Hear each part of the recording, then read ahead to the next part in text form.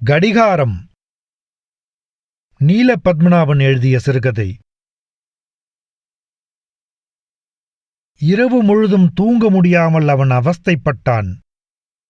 இடப்பக்கத்தில் உடம்பில் தோள்பட்டையிலிருந்து கழுத்து, நெஞ்சு, விலா, இடுப்பு வரை அசாத்திய வலி.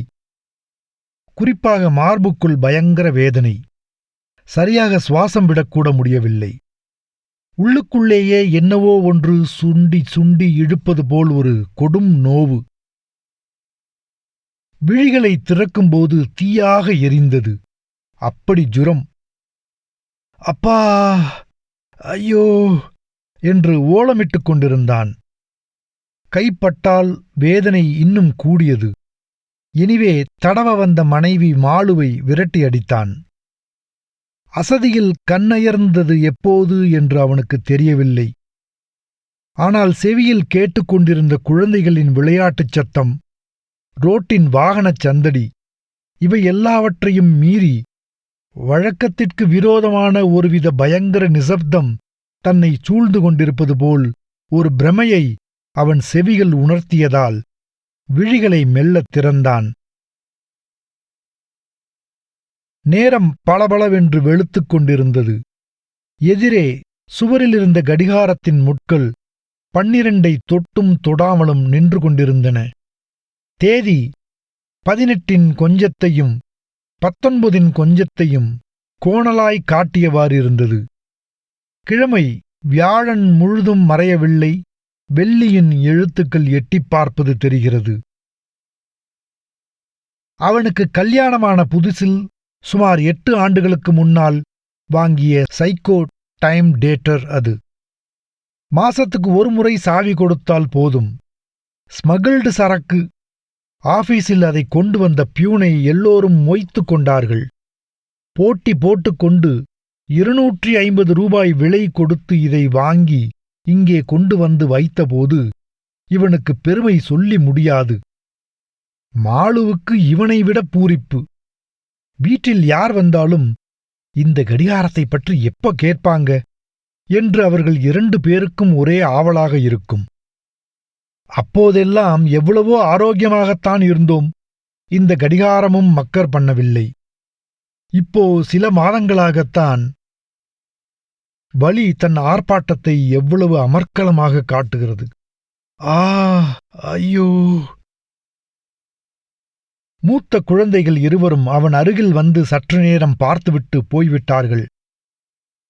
பையனுக்கும் கடைசி மகளுக்கும் அவன் வழியில் கௌரவத்தைப் பற்றி கவலைப்படும் அளவுக்கு இன்னும் வயசாகவில்லை. எனவே வழக்கம்போல அவன் நெஞ்சில் படுக்க வேண்டுமென்று இருவரும் ஒன்றாய் ஆரவாரம் செய்தார்கள். அம்மாக்காரி 2 பேரையும் கூட்டிக் கொண்டு சமையலறைக்குச் சென்றாள். சற்று நேரத்தில் கையில் காப்பியுடன் வந்தாள் அவள். மணி என்ன ஆச்சு? மேஜை இழுப்பறையை திறந்து கைக்கடிகாரத்தை எடுத்து பார்த்துவிட்டு 7க்கு இன்னும் 5 நிமிஷம் இருக்கு என்றாள் அவள். காப்பிய அங்க வச்சிட்டு அந்த கடிகார பெண்டுலத்தை ஆட்டி விடு என்றான் அவன் வேதனை குரலில். சரி, நீங்க காப்பிய குடிங்கோ, நேற்றைக்கு சாயந்தரத்திலிருந்து பட்டினி என்று அவள் நிர்பந்தித்தபோது, உங்கிட்ட சொன்னதை கேட்கறையா இல்ல நானே எழுந்திருச்சு ஆட்டி விடட்டுமா என்று அவன் சத்தம் போட்டான். குரலும் வலியும் ஒரே சமயத்தில் மேலே ஏறிக்கொண்டிருந்தன. அவள் காப்பியை மேஜை மீது வைத்துவிட்டு கடிகாரத்தின் அருகில் ஓடிச் சென்றாள். நாட்காலியை இழுத்துப் போட்டுக்கொண்டு மேலே ஏறி நின்றவாறு கடிகாரத்தின் சிறு கண்ணாடி கதவை திறந்தாள். செத்து நின்ற பெண்டுலத்தை அவள் ஆட்டும்போது நாட்காலியும் ஆடியது.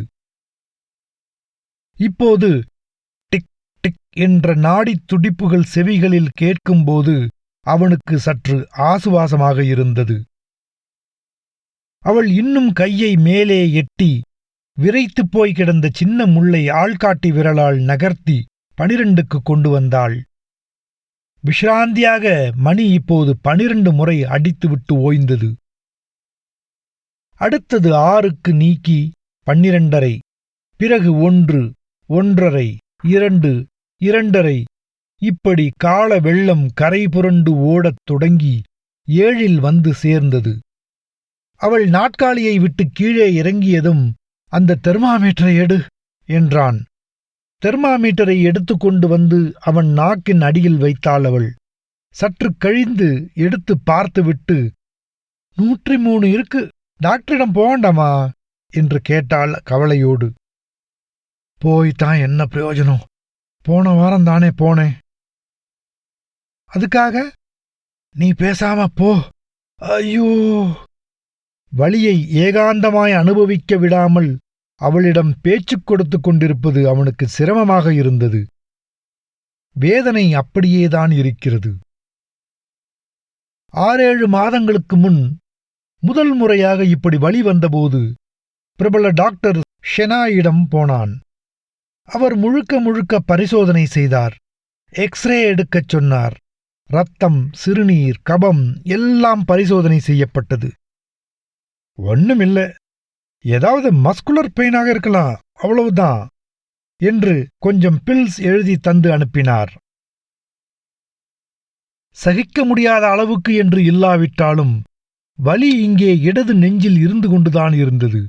ஆனாலும் நோய்தான் ஒன்னும் இல்லையே என்று தனக்குத்தானே சொல்லி தெம்பை ஊட்டிக்கொண்டு ஆபீஸ், வீடு, நண்பர் குழாம் இத்தகைய சுற்றுவட்டத்தில் வாழ்ந்து கொண்டிருந்தான் அவன்.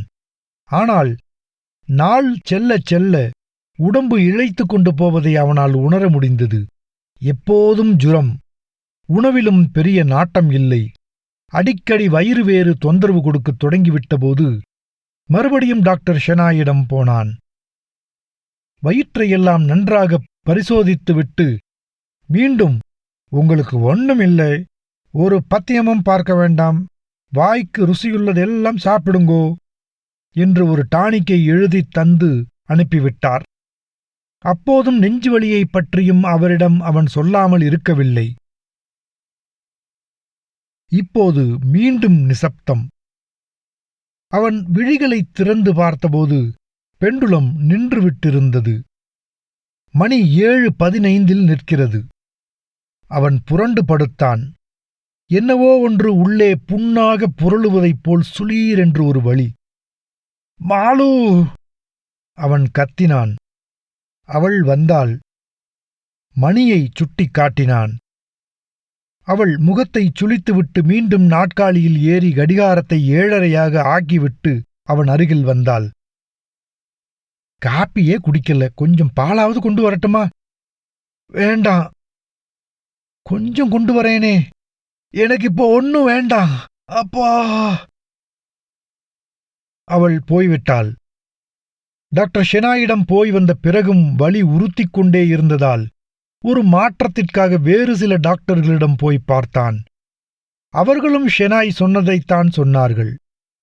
இதையெல்லாம் கண்டு தான் இல்லாத வியாதியை இருப்பதாக கற்பனை பண்ணிக்கொள்ளும் ஒரு ஹிப்போகாண்ட்ரியாக் ஆகிவிட்டோமோ என்று தன்மேலேயே அவனுக்கு சந்தேகம் வரத் தொடங்கிவிட்டது. ஆனால் சுரீரென்று நெஞ்சின் ஆழத்திலிருந்து பீறிட்டுக் கொண்டு கிளம்பும் இந்த வலியை, தீக்கனலை வாரி இறைத்ததைப் போல் அனலாய் வாட்டும் இந்த ஜுரத்தை வெறும் பொய், மனப்பிராந்தி என்று நான் சொல்ல வேண்டுமானால் தன் உடம்பில் உயிர் இல்லாமல் இருக்க வேண்டும். அப்பா! ஐயோ!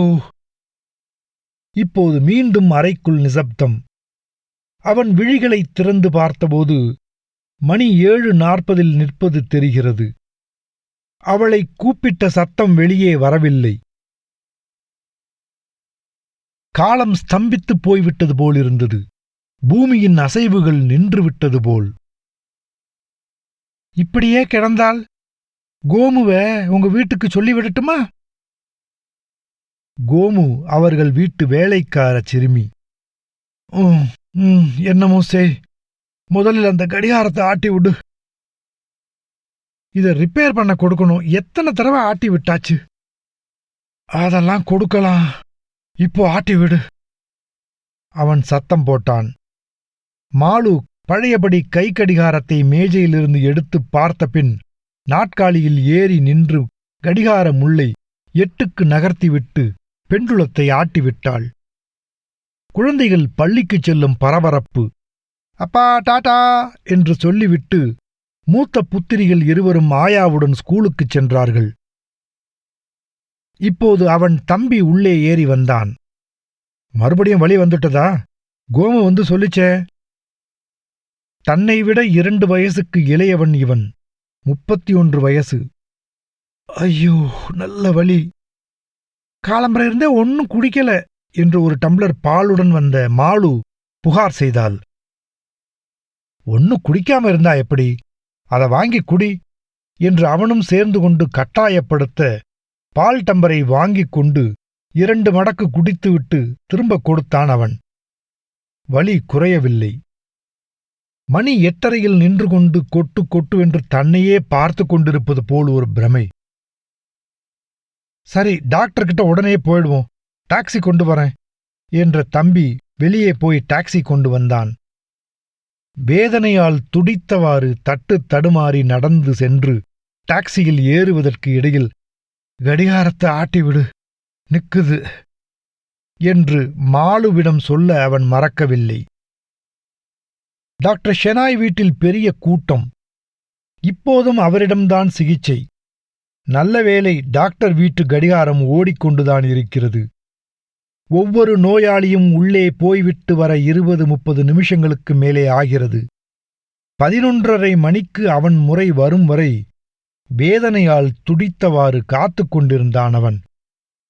டாக்டர், மறுபடியும் வலி வந்துவிட்டது என்று அவன் சொல்லும்பொழுது முன்பு பல தடவைகள் எடுத்த எக்ஸ்ரே போட்டோக்கள், ரத்தம், சிறுநீர் பரிசோதனை ரிசல்ட்டுகள், டாக்டர் பிரிஸ்கிரிப்ஷன், துண்டுக்கட்டு எல்லாவற்றையும் டாக்டர் கையில் கொடுத்தான் அவன் தம்பி. முதல் முறையாக பார்ப்பது போல் அந்த துண்டு காகிதங்கள் எல்லாவற்றையும் கவனமாக வாசித்துப் பார்த்தார் டாக்டர். பிறகு எக்ஸ்ரே போட்டோக்களை லைட்டில் வைத்து தீவிரமாக பார்வையிட்டார். பிறகு பரிசோதனை கட்டிலில் அரை நிர்வாணத்தில் கிடந்த அவன் அருகில் வந்தார். இடது நெஞ்சு, கழுத்து, பிடரி, முதுகு, விலா இப்படி வேதனை உறுத்தும் எல்லா இடங்களையும் தொட்டு காட்டினான் அவன். எப்போதும் இருக்குமே அந்த மாதிரி வேதனையா? இல்ல, அந்த வேதனை எப்பவும் நெஞ்சில் லேசா இருந்து கொண்டேதான் இருக்குது. நேற்றைக்கு சாயந்தரம் ஆபீஸிலிருந்து வீட்டுக்கு வந்ததிலிருந்தே இந்த பயங்கர வலி தாங்க முடியவில்லை. மூச்சு விட முடியல. அப்போதிருந்தே நல்ல ஜுரமும் இருக்குது. 103க்கும் மேலே இருக்குது என்று எல்லா வேதனைகளும் விழிகளில் தெரிய அவன் சொன்னான். அவன் முதுகில் தட்டிப் பார்த்தார் அவர். பிறகு ஸ்டெதஸ்கோப்பை நெஞ்சு, முதுகு, விலா இங்கெல்லாம் வைத்து பார்த்து மிக நிதானமாக பரிசோதனை செய்தார்.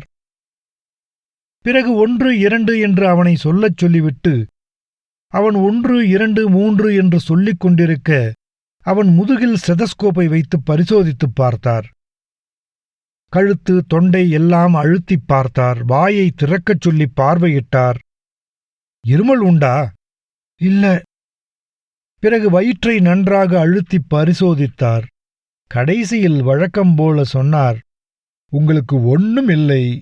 எதுக்கும் இந்த கேப்சூல் ஒரு நாள் 4 வச்சு 3 நாட்களுக்கு சாப்பிடுங்க என்று கூறிவிட்டு ஹொஸ்டாசைக்ளின் 12 கேப்சூல் என்று எழுதிக் கொடுத்தார். 3 நாள் கழித்து வலி எப்படி இருக்குன்னு தெரிவியுங்கள் என்று கூறி விடை தந்து அனுப்பினார் அவர். வழியில் ஒரு மருந்து கடையில் அவன் தம்பி இறங்கி கேப்சூல் வாங்கிக் கொண்டு அவனை வீட்டில் கொண்டு வந்து விட்டான். கட்டிலில் படுக்கும்போது கடிகாரத்தை ஆசையுடன் அவன் பார்த்தான். அது 11 நிற்கிறது. அவனுக்கு சுல்லென்று ஆத்திரம் ஏறியது. கூட தம்பி இருந்ததால் அடக்கிக் கொண்டான்.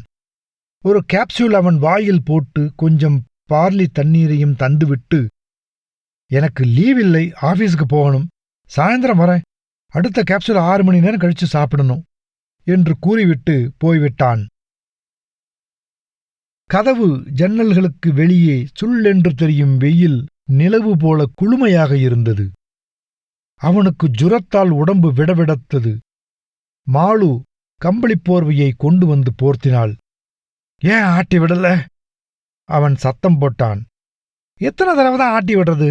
5 நிமிஷம் கூட சேர்ந்தாப்பல ஓட மாட்டேங்குது. ஸ்கூலுக்கு சோறு கொண்டு போகிற ஆயா வரமாட்டாளா? சும்மா ஆட்டி கொண்டு நின்னா போதுமானா? அந்த கடிகாரத்தை பார்க்கும்போது அவளுக்கு ஆத்திரமாக வருவது போல் இருந்தது அவனுக்கு. சொன்னா தெரிஞ்சாதானே, வீட்டுல ஒருத்தன் சொகக்கேடா கிடக்கும்போது அபசகுணம் மாதிரி இந்த கடிகாரம் இப்படி நின்னா? அவள் கடிகார முள்ளை 12க்கு நகர்த்திவிட்டு பெண்டுலத்தை ஆட்டிவிட்டாள். இரவு தூங்காததின் அசதியோ இல்லை மருந்தின் வேகமோ அவனுக்கு தூக்கம் வருவது போலிருந்தது. எவ்வளவு நேரம் தூங்கினானோ தெரியவில்லை. தொண்டையில் ஒரு பயங்கர வறட்சி அனுபவப்பட்டது.